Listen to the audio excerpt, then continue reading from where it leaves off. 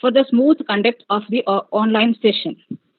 Attendees are requested to mute their mic, and turn off their camera. Please do not present your screen in between. Participants are free to post their questions in the chat box by mentioning their name. The organizing team questions live YouTube streaming of the session is done parallelly to accommodate more participants. Recording of this webinar is prohibited. The same will be available in YouTube. Certificates of the attendees who submit the feedback form will be emailed directly within 2 weeks. If you need any assistance during the program, please use the chat box. Now it's my pleasure to welcome our keynote speaker of the day, Engineer Ms.Sisina Siddique, Structures Lead, Etihad Rail, Dubai, to deliver a talk on bridge design and construction. Welcome, madam. Now I invite Ms. Anushree Warrior to introduce today's speaker. Good evening, CA Student Chapter Head in charge, and for guiding us throughout for the achievement of our ACE and IC Student Chapter. I would also engineer by profession and is specialist in design and build of rail structures. She is an alumnus of Cochin University of Science and Technology. She has more than 15 years experience with commendable work record in bridge engineering, design and project coordination and project management. She has worked for leading consultants such as Atkins, Hyder Consulting and Sistra IBT before joining the main contractors Expo Link 2020 and CRGT. Few of the key projects that she has worked for are Dubai Metro Red Line, Dubai Metro Green Line, Route 2020 and Mecca Metro. She is now working as a structural lead for Etihad Rail Package 2C, which is currently the biggest freight rail project in the Middle East. Today, she is going to give us a talk on her experience on bridge design and construction. Over to you, ma'am.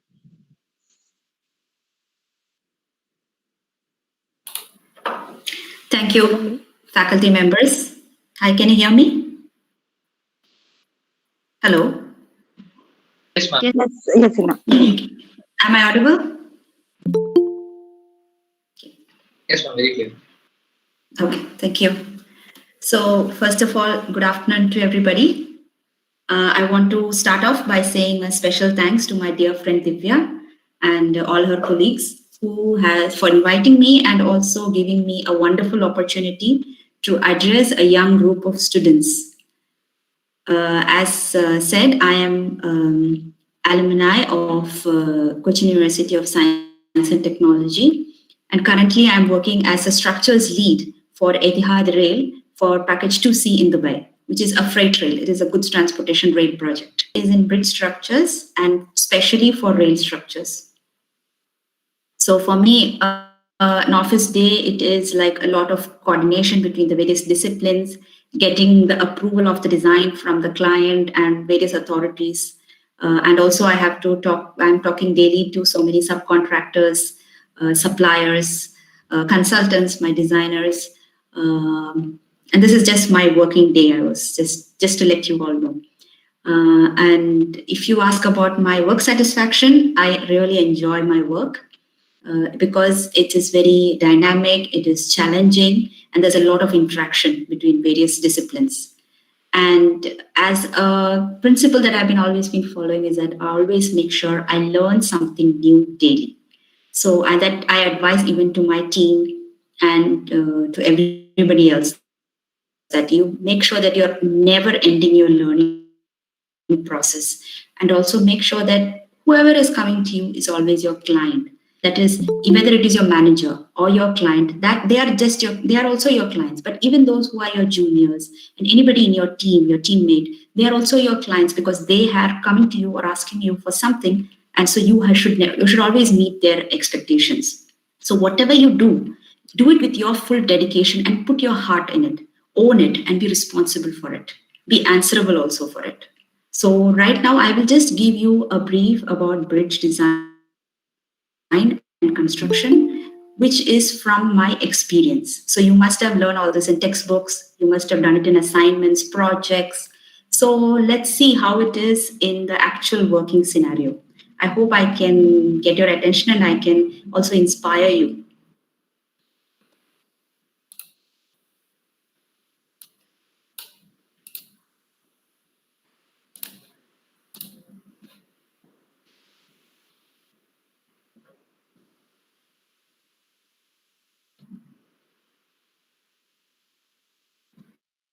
One can see my screen.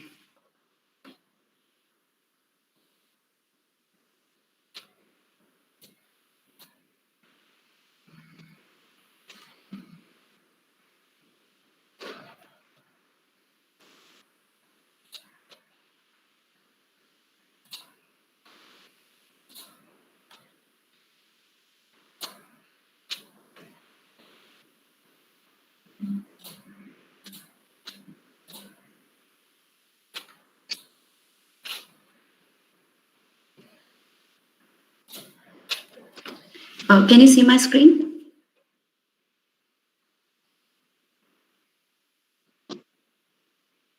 Yes, Sisina.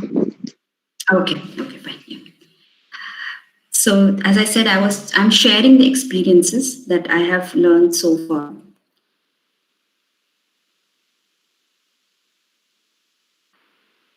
Just to let the Dubai Metro, it is 75 kilometers, a red line and green line, which is a passenger rail network. Then for the Route 2020, which is a connection to the existing Dubai Metro, and it is connecting to the Expo 2020, and that is why it's called Route 2020. And also the Etihad Rail, which I'm currently working on, which is a 605 kilometer freight transport. I've also worked on other projects like the Mecca Metro and other bridge projects in the region.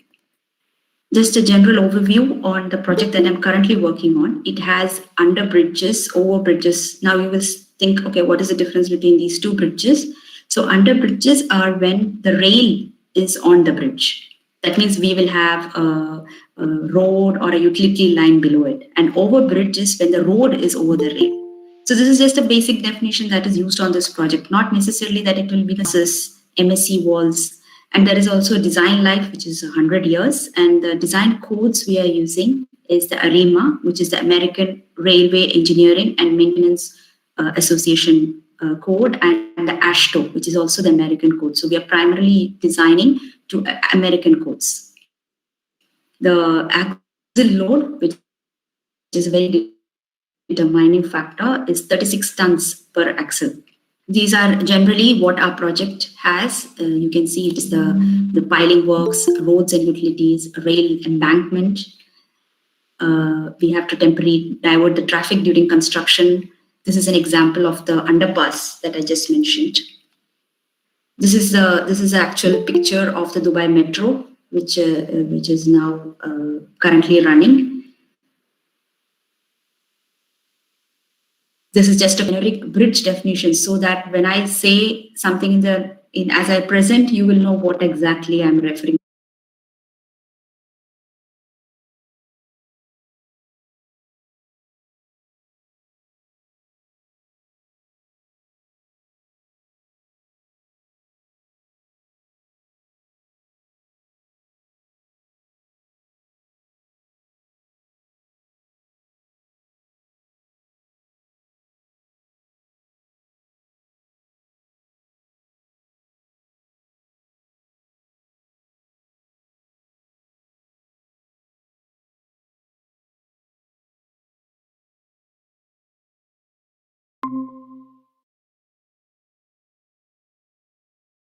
Details like the other bridge.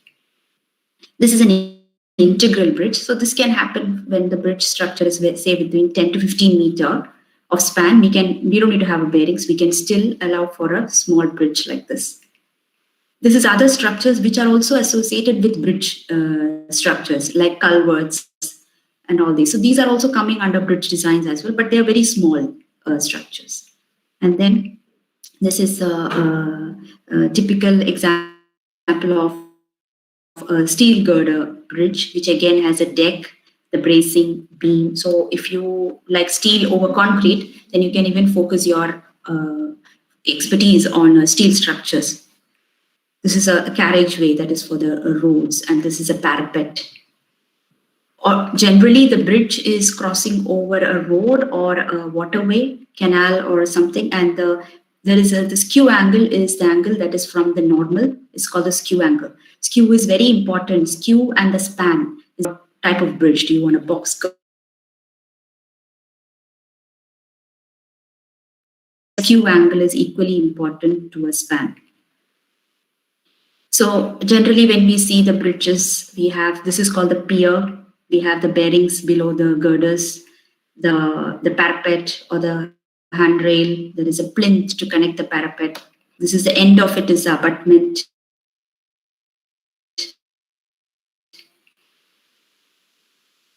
See, this is the pile cap and the piles. So it's a group pile abutment and a wing wall to support to retain the fill after it.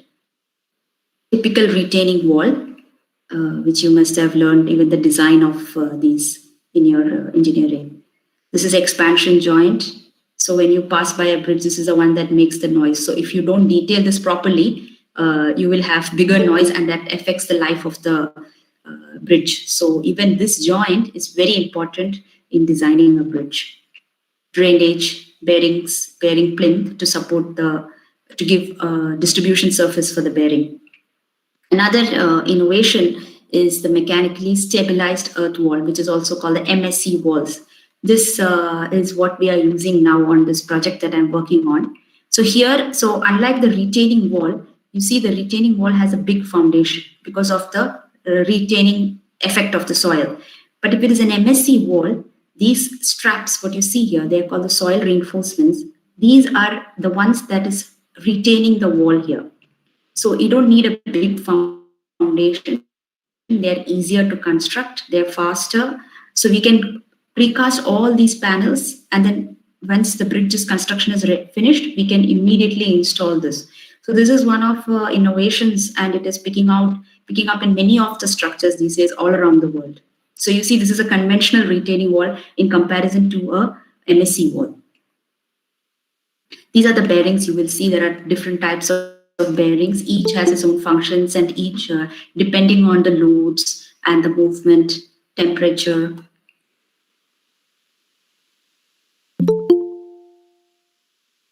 This is a bearing articulation. Both are the guided. So this is like any bridge you take. This is a typical articulation. And then, of course, on top of the bridge, we have finishes, waterproofing, bearing course. There are various types of bridges. Like this is a concrete box girder, which we are using here. It's called the box girder because it is hollow inside. These are the cantilever portion of it. But again, these are, there's a flange. They're also having, again, there are various methods. So these are using precast segmental. That is, each of these are segments which are precast, and then they are brought to site and they are joined together. This is a steel composite bridge. Having the flange, web, stiffeners. These are shear studs, which are the connecting for the shear for the concrete to the steel. You can see they are laying the in situ slab on top after laying the steel girders. They are bringing the steel to site and then they're fixing it with splices. You have learned the design of the splice connections in beams. These are also another way of constructing bridges on site, and then it can be having a concrete deck above it. There is the cable stay bridges, which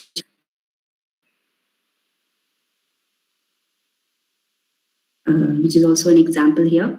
Then these are the arch bridges, which is also another commonly, it's not yet so common. Even in India, you can see there are a lot of arch bridges.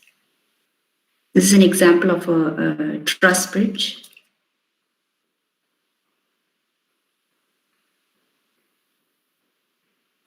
Now I will come to the design of bridges. So bridges are in general the purest expression of the art of a structural engineer.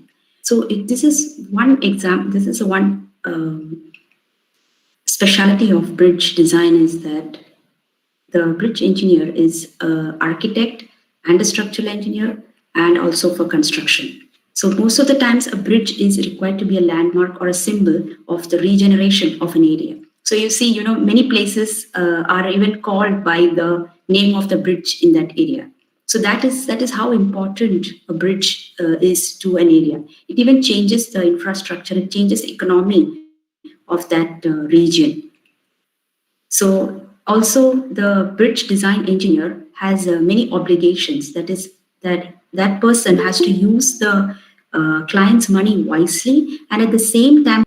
So in fact, the beauty in engineering design has its roots in the tension that exists between designing for economy as well as appearance. Engineers, road design engineers. So you see, all these are they are also important. So just a bridge designer or a structural engineer alone cannot design a bridge. It needs the help of so many other disciplines of civil engineers itself.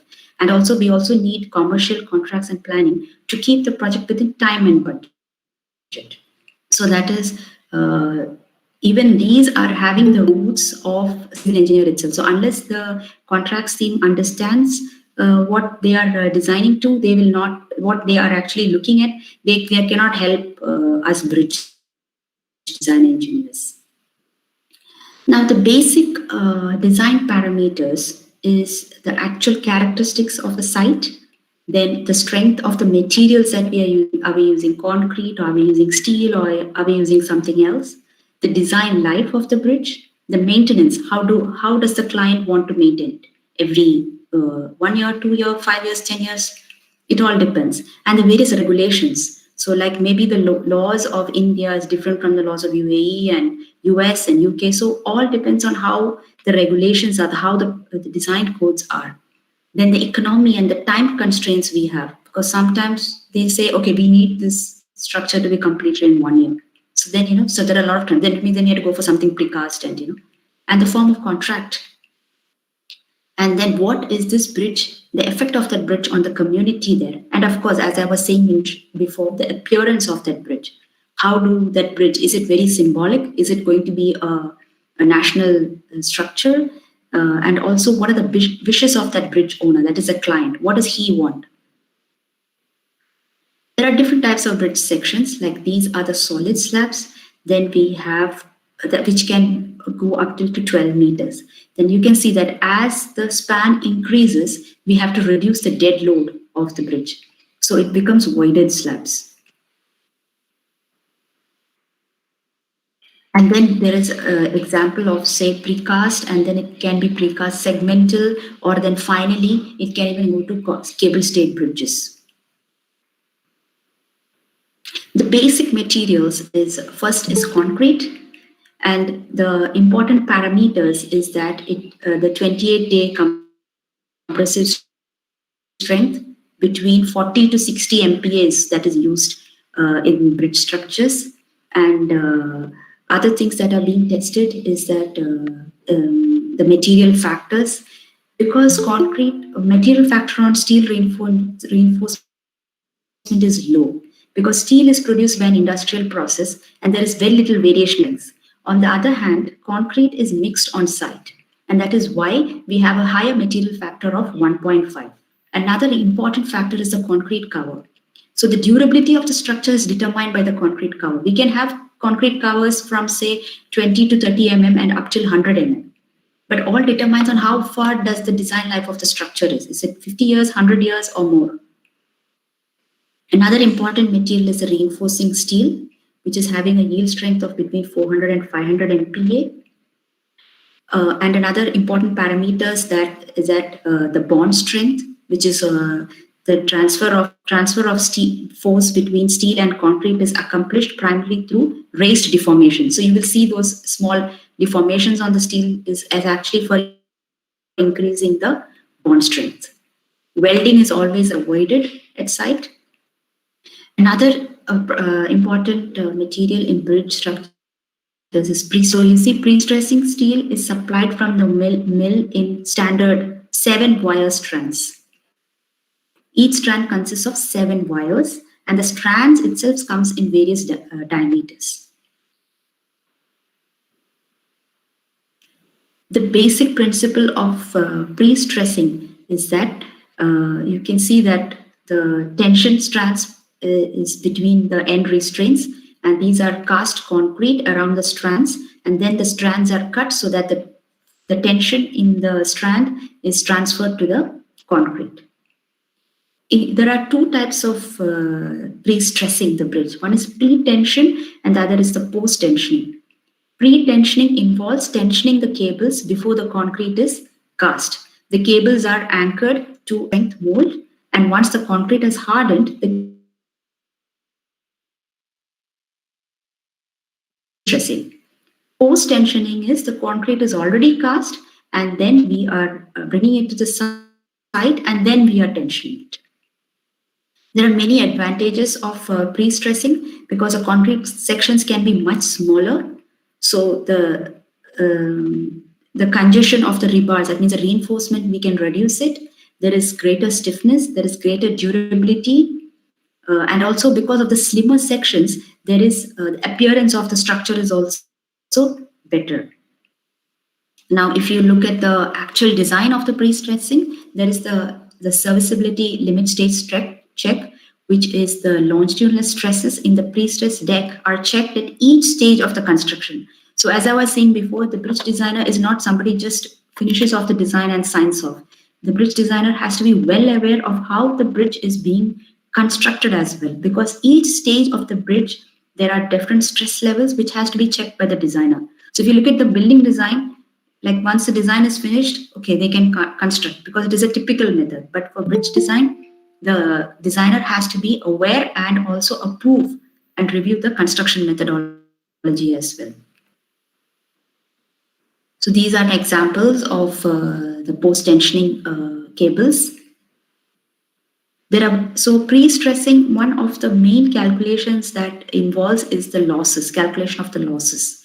So first is due to friction, which in the ducts is closely related to the duct curvature, and wobble, which is the friction losses to be minimized by unnecessary points of inflection. So we cannot just lay the cable any way we want. It has to be, the points of inflections has to be minimized. Anchor set, that is when the load is transferred from the stressing jack to the anchorage unit. Shrinkage, so you know that the concrete has the shrinkage. So at that time, the concrete section changes. Elastic shortening of the concrete, creep, and the relaxation of the steel. So these are the main factors that are taken into account while the pre-stress losses are calculated, and that determines how much tendons and how many strands we need to provide in the bridge. There are various loads on the bridge. One is the permanent and one is the transient. Permanent is the one that is from the start to the end of the bridge. So that is the dead load, which is a self weight, and the superimposed dead load, which are things like which are fixed on the bridge, say the asphalt and the parapet. Transient is the one that is the environment like wind, and also the construction is also a transient load case. Here we check the crack width and the deflection. Even the shear check is coming under the ultimate limit check. Durability check is maintained by concrete covers and the material quality. The material factors, the material testing, what are we testing in the materials? That's all comes under durability. Detailing checks, that is how are we, the anchorage length, the bond lap, that's all comes under detailing checks. Now this might be of good interest for you all because you all are final engineering students. These are the commonly used software which are generally used by most of us here, which is Midas. We have the Autodesk Structural Bridge Design Software, RM Bridge, CSI Bridge. These are the things which, if you are interested in bridge design engineering, you can learn these softwares. It will be good use for you. Now, this is an example of the actual bridge one of the bridges that I'm doing here. You can see there is a road that is passing below it. We have utility lines. We have power cables, irrigation, sewage, oil and gas lines. Even those we have to bridge across. And this is the one that is carrying the rail network. Even the construction methodology is also given by the designer of the bridge. This is an example of how the pile caps are dimensioned and set out.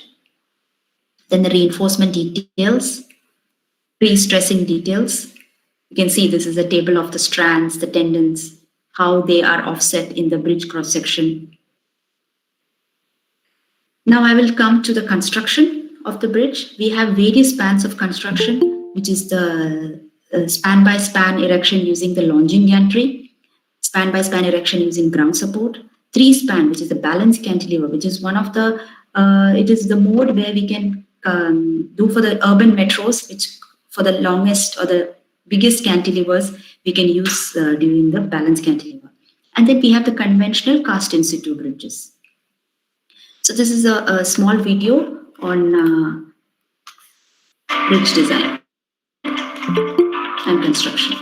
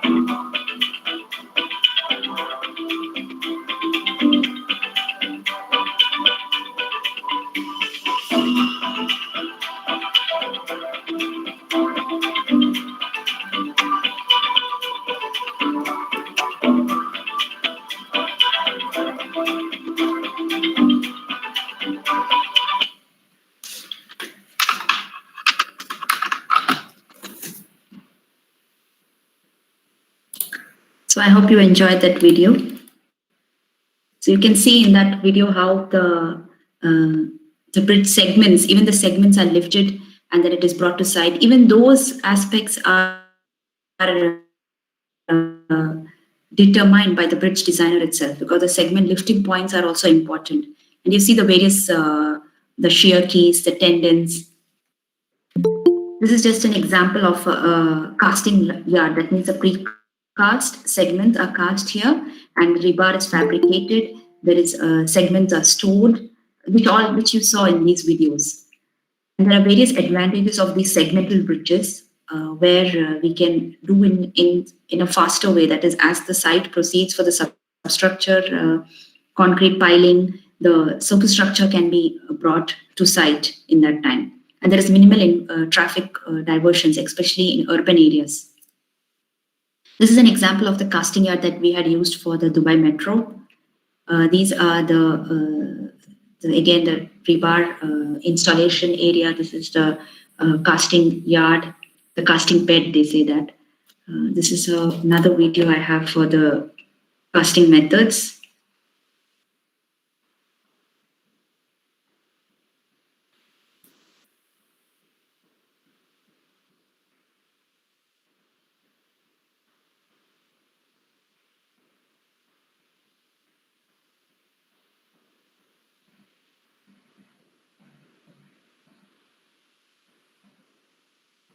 So you can see the rebar is brought in position, and this is the mold,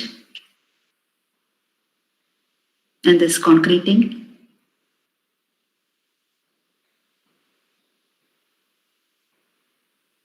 So one segment is ready.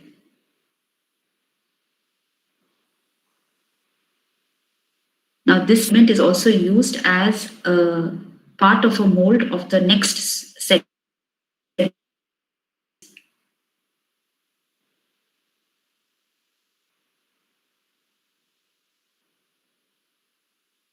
What I just showed animation, this is the actual picture of it. You can see the rebar cages being fabricated, the segments are lifted. So even these lifting points are important.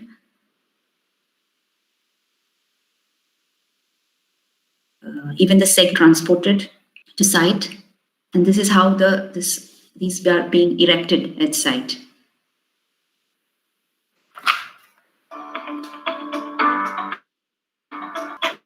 Which is used for the launching the segments. These are temporary pre-stress just to hold two segments together, two or maybe more than that segments together till the actual pre-stress. These are the project examples.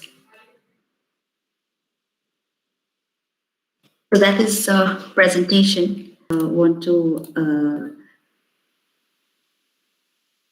just give you a small talk because I know that you all I want to take what career should I know what to do now. So that means you can do something different. You can some of other, if there's something that you want to do and you want to now, it is that time that you can attack always being passionate about. And then do what? This will not be an easy work. You will have to struggle. At the same time, don't compare yourself to your cousin or your friend, same age as you. Maybe their cousin who is in your IT field or something must be working only 6 hours a day, and you might be ending up working 12 or more than that in a day. But remember, you have to go through this struggle to achieve something else which you must be really proud of very soon. So don't know. I have even talked to people who have just left their work, good opportunity, just because they think their office location is not good. They think that the office is not located in a posh complex.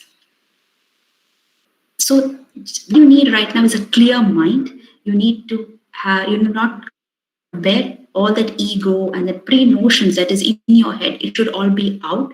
You should be massive risks. The economy of the nation.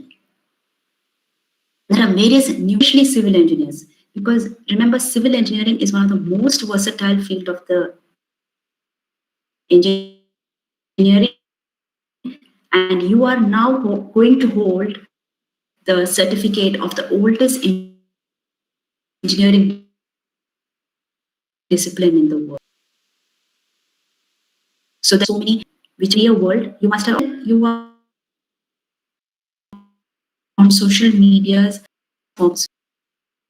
company, they have girls, membership into engineering bodies, participate. Don't just restrict yourself to like, okay, we don't want people who are so bookish and not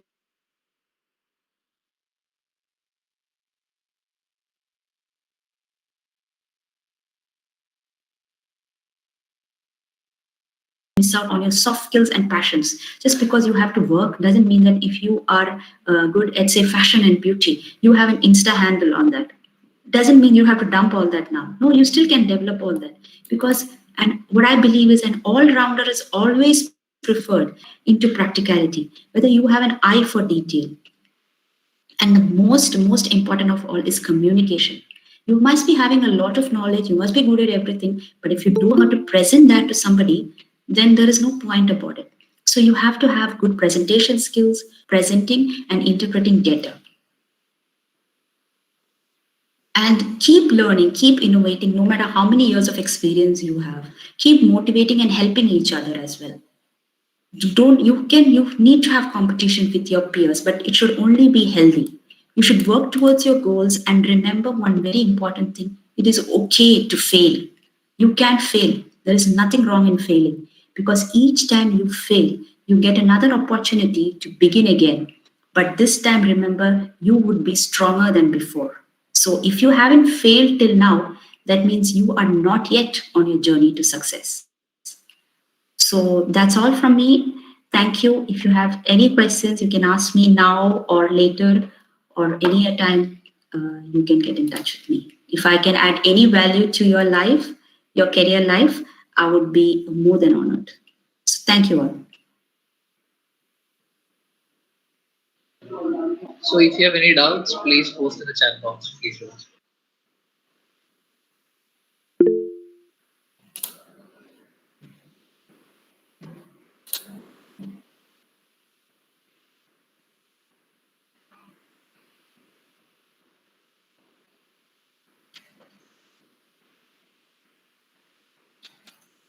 Okay, I can see there's a question in the chat box asking about the best software to automate the bridge modeling using scripting or programming.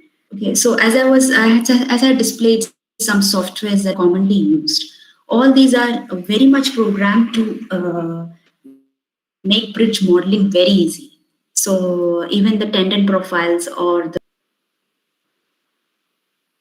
Okay, you can see another question: how to strengthen a damaged bridge or bridge vulnerable for damages? Well, it depends on how, first of all, is somebody needs to do a good assessment on the bridge to understand what is the type of damage that is, and also how old the bridge is.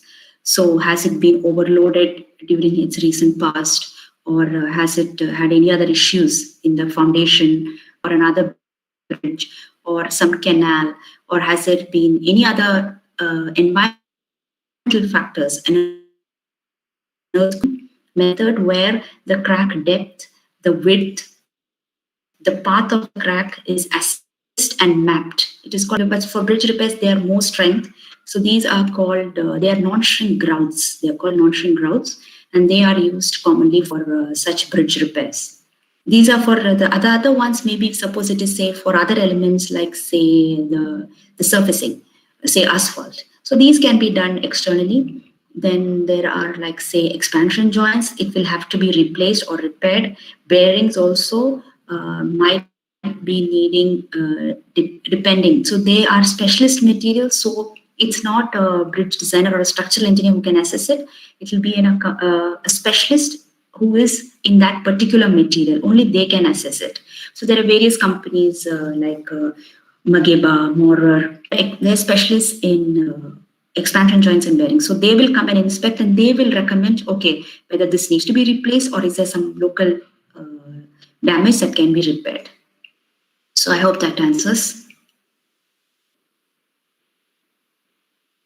Okay, another question: in 2 years record time. So does deadline put a high pressure without compromising on quality? Well, it's a good question. Yes, they're from the design to the construction till we hand over. Design itself, we have a designer who's doing this one, and then we have a client representative engineer who is checking and approving the design. So they're not just approving, they're actually party checker, which is an independent checker. So that consultant is looking at the bridge, only the drawings, their model. So they are having the bridge design in front of them, and they are supposed to do their own analysis. So you see there is another third, that's why they call the third party. Here we have AECOM, who's, you must have their renowned consultants, AECOM, who's a third party. Similarly, each time we pour concrete, each time we lay the rebar, we have levels of checking, quality check sheets that have to be signed. So even the Dubai Metro, the same thing was applied, the same procedure was applied. Saving of time is all in the planning. The construction, we cannot compromise on quality. So it all depends on planning. So like say here, you saw that means when we were doing the piling and the construction, it was already, the precast segments were already ready. So as soon as the structure is ready to be loaded, it is all done. And that also it is all done in different phases, at different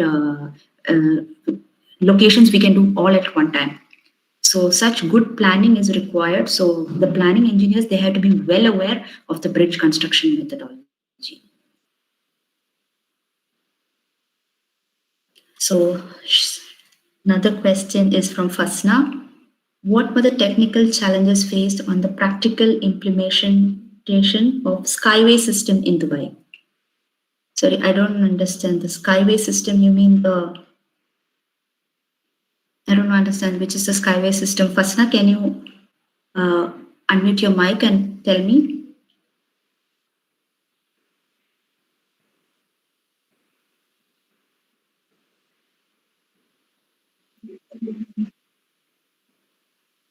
Ma'am, that was the new innovation technology.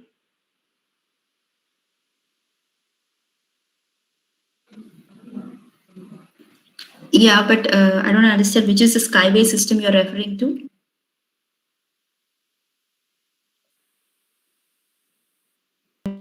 Metro also the same. It was just an example that I showed.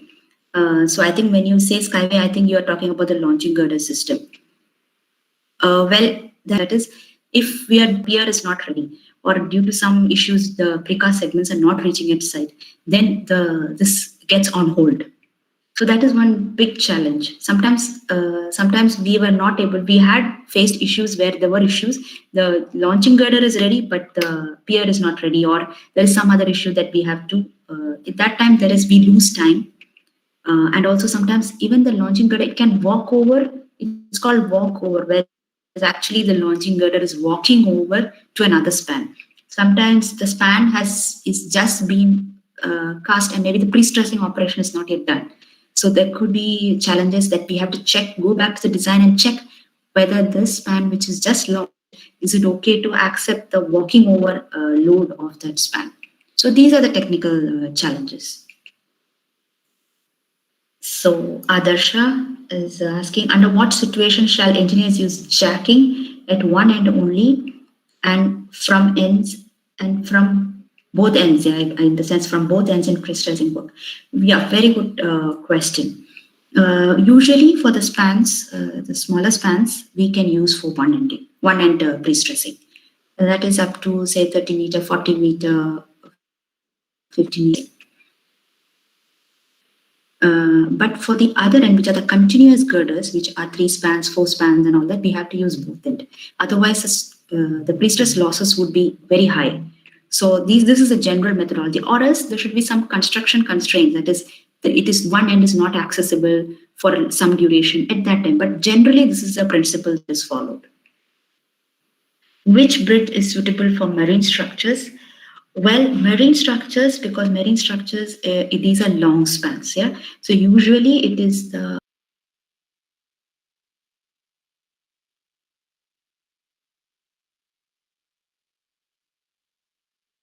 than steel, because in terms of corrosion and durability, concrete is better. Another question is from Baby Shahla. While maintaining safety, what are some ways that bridge design might be constrained or controlled? Maintaining safety, yes. That means, say like suppose we have a road passing by. And as per the road's design guidelines, there is a minimum distance from the edge of the carriageway to the piers. So at that time, we need to make sure that the clearance is given. Otherwise, even the bridge, the road designers won't approve it, because they would be like, no, what if there is an accident, But even though the bridge design guides have design parameters that has to be complied for meeting the collision loads of the vehicles. So that is where the safety is also important. At the same time, we have to design for safety as well. Even if the road is on top of the bridge also, we have to give the parapets, which has to take the collision factor. So each depends on the client and the traffic that is. Are we like talking about bridge, big decks, or so at these times we have to check the collision loads, and each design code, like even the IRC, also has various levels of containment. It's called containment. That is, what kind of impact is it? Is it a normal passenger vehicle? Is it a big truck? And even if it's a truck, what kind of truck? So that is all important in the design of the bridge. From Shibin, normally while moving on a bridge in India, the joints between the segments often feel very bumpy. Is this a fault in the construction or the technique used to reduce speed? No, this is a very common thing, I know, because I have got this question from many people who are actually bridge designers. Joint that I showed you, this has to be detailed very well. And the role of the bridge design engineer is actually in calculating the proper expansion and the movement of the bridge. That means due to the temperature, due to the earthquake, and all that. And also, this joint has to be a good type of joint. That means the detailing of that joint has to be good from a specialist. If that is good, then we wouldn't feel that bumpy ride, or we wouldn't feel like, okay, it's so noisy. We feel even the people who are living near to a bridge, they always hear that noise. So this is all got to do with the detailing of that expansion joint. So it is not exactly, I cannot say it is completely the fault of the construction. To an extent, it could be fault in the construction itself, but they didn't choose the right kind of joint. They have to choose the right kind of joint. And then the third is in the construction.